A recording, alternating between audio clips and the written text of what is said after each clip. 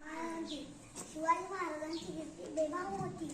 महाराजांची कीर्ती बेबाम माझ्या बाल्यांना कुठला गाम माझ्या आली शाहच्या आई वर्गा नजर येते तिच्या अंगार दरबार झाला गपगार कुणी घेईन पुढाकार साऱ्यांनीच मानली हार.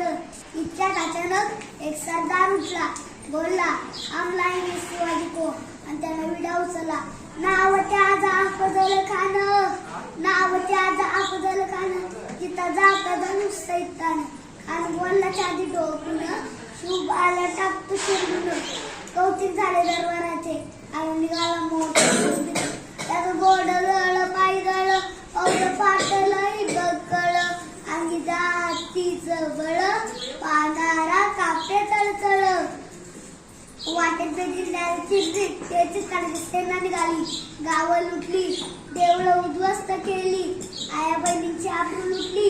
कोण कोण रोखणार आहे वादळ आकाशी उभाचं काय खरं नाही. इकडे निजाम तिकडे मुघल पलीकडे इंग्रज जो तो हेच बोलू लागला. रात्रीची सेना मुठभर खानाला कसा तोपणार काय लढवा उठणार चिंतेचं पंत सरदार. अशा वाघिणीचा तो छावा अशा वाघिणीचा तो छावा गणी मालक साठे चावा डोक्यात गदी विकावा बेटीचा धाडला सांगावा. प्रतापगडावर आणण्यासाठी बेटीला सांगावं खानानं हसत कबूल केला. दिवस ठरला आणि ठरल्याप्रमाणे प्रतापगडच्या पायथ्याशी खान प्रतापगडच्या पायथ्याशी खान प्रतापगडच्या पायथ्याशी खान प्रतापगडच्या पायथ्याशी खान आला शिवाजीराजाच्या करांची आणि त्यास नाही जाणीव शक्तीची आणि त्यास नाही जाणीव शक्तीची तरी काही कल्पना युक्तीची तरी काही कल्पना युक्तीची. खानाच्या भेटीसाठी महाराजांना एक शानदार शामियाना उभारला होता.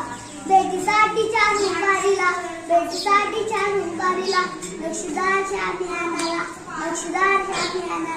आणि अशा शामियान्यात खान डौलत आला.